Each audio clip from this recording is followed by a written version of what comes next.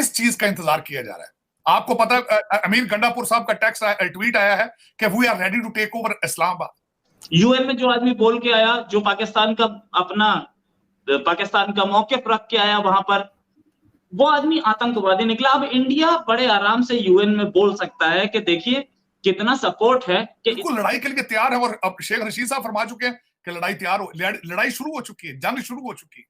मैं समझता हूं अब इससे आगे पता नहीं आपके इदारे, आपके इंस्टीट्यूशन, या तो वो कहते हैं ना, या तो छोड़ के भाग गए सारा कुछ। तो इमरान खान साहब कहते हैं ना कि आपने सबसे पहले घबराना नहीं है, तो आपने बिल्कुल घबराना नहीं है कि पाकिस्तान आर्मी या पाकिस्तान को इकट्ठा नहीं रख सकती, सिर्फ पीटीआई रख सकती है। ये इमरान खान साहब जो है वो गायब हो गए हैं बनी गाला में, यानी अपने घर पे नहीं। खातून ने कहा है कि इमरान खान इज द पैगंबर ऑफ दिस सेंचुरी, इस सेंचुरी का ये पैगंबर खड़ा।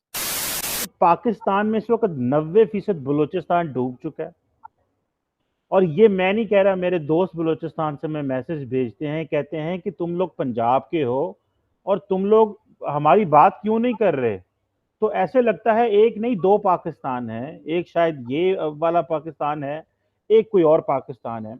और दूसरी तरफ इस्लामाबाद में मीडिया ने और पीटीआई ने एक सर्कस लगाया हुआ है कि एक इमरान खान का चीफ ऑफ स्टाफ है जिसने फौज के रैंक एंड फाइल में तकसीम की बात की और गद्दारी करने की बात की, उसका जो ट्रायल हो रहा है और वो कभी उसके बेडरूम में क्या हो रहा है, उसके बाथरूम में क्या हो रहा है और मीडिया क्या खबरें दिखा रहा है, और बलूचिस्तान 90% डूब गया है। तारड़ साहब, हमारे मुल्क की ये प्रायोरिटी क्यों सीधी नहीं है, बल्कि बिलावल भुट्टो जरदारी ये आज कह रहे थे कि इस सर्कस को बंद करें। तारड़ साहब, ये क्यों हम लोग क्यों बलूचिस्तान और सिंध को, जो बलूचिस्तान को तो बिल्कुल ही हम पाकिस्तान का हिस्सा नहीं समझते, और सिंध के भी बहुत सारे ऐसे एरियाज हैं, बल्कि पंजाब के भी बहुत सारे ऐसे एरियाज हैं, और सिंध बलूचिस्तान सारा डूब रहा है, और एलीट और जो मीडिया है वो और तरह की गेमें कर रहे हैं। ये हमारी प्रायोरिटी कब थी? एक जो आपका मजहबी पेशरवा हो, और उस जलसे में सबसे बड़ी बात यह है, एक खातून ने कहा है कि इमरान खान इज द पैगंबर ऑफ दिस सेंचुरी, इस सेंचुरी का ये पैगंबर खड़ा। नौज़बिल्लाह। कोई पाकिस्तान में कोई दूसरी सियासी पार्टी, कोई इंसान, कोई इदारा, उसके पास ये लाइसेंस हो सकता है कि वो जुलूस लोग पत्थरों से मार देंगे? मैं समझता हूं। लेकिन कि कल उस खातून ने स्टेज पे चढ़ के कहा है कि इमरान खान इज अ पैगंबर ऑफ दिस सेंचुरी। मैं समझता हूं अब इससे आगे पता नहीं आपके इदारे, आपके इंस्टीट्यूशन, या तो वो कहते हैं ना, या तो छोड़ के भाग गए सारा कुछ, या फिर सलाहियत नहीं। और एक और चीज खान साहब ने फरमाई है, उन्होंने कहा PTI is the only has ability to keep the Pakistan together, Pakistan army no longer can keep Pakistan together. कि पाकिस्तान आर्मी या पाकिस्तान को इकट्ठा नहीं रख सकती, सिर्फ पीटीआई रख सकती है। इसका मतलब यह है कि पीटीआई इज स्ट्रॉन्गर देन पाक आर्मी इनडायरेक्टली। तो ये लाइनें भी क्रॉस हो चुकी हैं।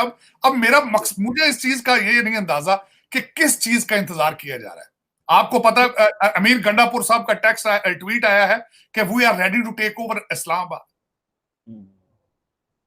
और जिस तरीके से अगले दिन आपके अडयाला जेल में गिल साहब का हुआ है, वो बिल्कुल इसी तरह लग रहा है कि वहां एक सूबा तो नहीं है, वहां तो मुख्तलिफ कुव्वतें बिल्कुल लड़ाई के लिए तैयार है। और अब शेख रशीद साहब फरमा चुके हैं कि लड़ाई शुरू हो चुकी है, जंग शुरू हो चुकी है, लेकिन जानबूझ के पाकिस्तान को तबाह करने पे तुले हुए हैं। और दुख ये है कि आपके इंस्टीट्यूशंस जो हैं वो मुंह में उंगलियां डालकर कोनों में खड़े होकर ब्लैकमेल हो रहे हैं। आप क्या समझते हैं?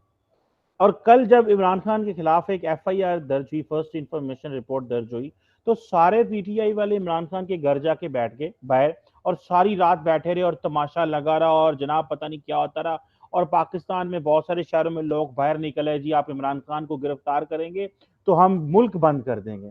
तारड़ साहब, ये कानून सिर्फ गरीब आदमी के लिए, अमीर आदमी के लिए कोई कानून नहीं है। कुछ भी नहीं होगा इसका। मैं आज आपको कह देता हूं कुछ भी नहीं होगा। उसकी वजह ये है, मैं आज इन्होंने एक और जो एक स्टेप उठाया, मैं समझता हूं कि खान साहब जिस तरह तहरीक इंसाफ के ये जो मालिक हैं, इन्होंने खुद हमेशा कहते हैं कि मैं इंसाफ जो है लोगों की दहलीज तक लेकर आऊंगा। अब देखें इनका इस लाडले के लिए कानून किस तरह है। इनके ऊपर जो एफआईआर दर्ज की गई है उसमें दहशतगर्दी की आर्टिकल लगा। उसमें दहशतगर्दी की आर्टिकल के जब जमानत के लिए पेश किया जाता है, सबसे पहले तो वो दहशतगर्दी की अदालत में पेश होता है जिसके ऊपर जो अक्यूज होता है। और दूसरा ये कानून है कि उसके फिंगरप्रिंट होते हैं, उसके बायोमेट्रिक होते हैं, तब जमानत होती है।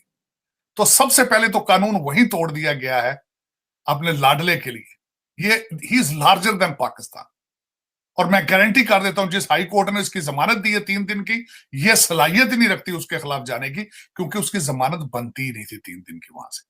यहां पे जो मुगल आगे करते रहे हैं, फॉरेन इन्वेडर जो आगे करते रहे हैं, वो भी इस्लाम उसकी इजाजत नहीं देता कि आप किसी को ऐसे सरकमस्टांसेस क्रिएट करें कि उसको मजबूरन हम इस्लाम कबूल करना पड़े या बजोरे तलवार उसके ऊपर इस्लाम को नाफिज किया जाए। दिस इज मैंने इस्लामिक लॉ को पढ़ा, इस्लाम एज ए रिलीजन पढ़ा है। दिस इज नॉट, इस्लाम इसकी इजाजत नहीं देता। देश ये इन्होंने बोझ समझ के अपने कंधों से उठा के फेंका था, आज वो बहुत आगे निकल चुका है। भारत तो आपसे इतना आगे निकल चुका है कि अब आपको भारत के साथ कंपेयर करनी नहीं चाहिए आपको। और इस वक्त जो हमारे इस वक्त सबसे पॉपुलर पार्टी है, उसकी डायरेक्शन अफगानिस्तान है, उसकी direction is not a Bangladesh और Bharat, direction is Afghanistan. Prime minister, former prime minister जो कि 3 बार यूएन में जाके स्पीच दे के आए, पाकिस्तान को रिप्रेजेंट किया, उन पर कल डाला एंटी टेरर केस। मतलब उनको पाकिस्तान की गवर्नमेंट मानती है कि ये आदमी आतंकवादी है। बहुत बढ़िया। यूएन में जो आदमी बोल के आया, जो पाकिस्तान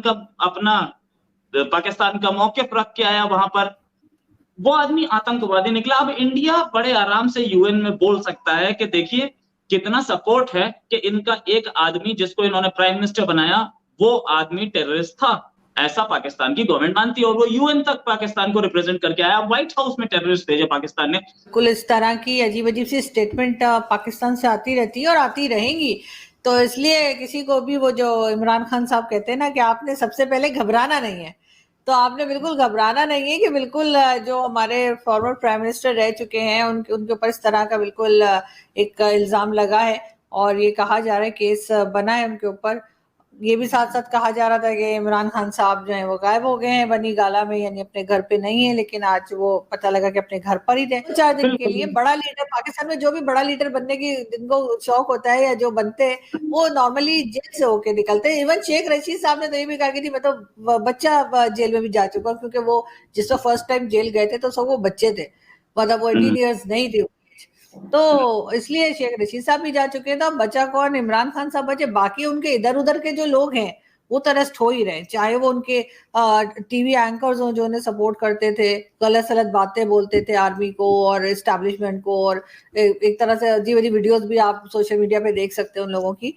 और इसी तरीके से जो है जैसे शहबाज गिल साहब हैं और कई लोग, मुराद सईद और कौन कौन, सब इस वक्त डरे हुए कि शायद सबको ही अरेस्ट किया जाएगा। अब देखते हैं कि बाजवा साहब जाने तक जो है वो कितनी कुछ सफाइयां कर सकेंगे या फिर ऐसे ही गड़बड़ मची हुई और दूसरे आर्मी चीफ आ जाएंगे तब जाके सुकून आएगा। लगता तो ऐसा ही है कि जब नवंबर तक यही हंगामा रहेगा, कभी इमरान खान आ रहे हैं और कभी इमरान खान जा रहे हैं, और उसके बाद जब नए आर्मी चीफ आ जाएंगे तो फिर शायद कुछ थोड़ा सा जो है वो सेटल डाउन हो। वीडियो पर क्या है आपकी राय, हमें कमेंट सेक्शन में जरूर बताएं। देश और दुनिया की तमाम खबरों के लिए सब्सक्राइब करें हमारा YouTube चैनल।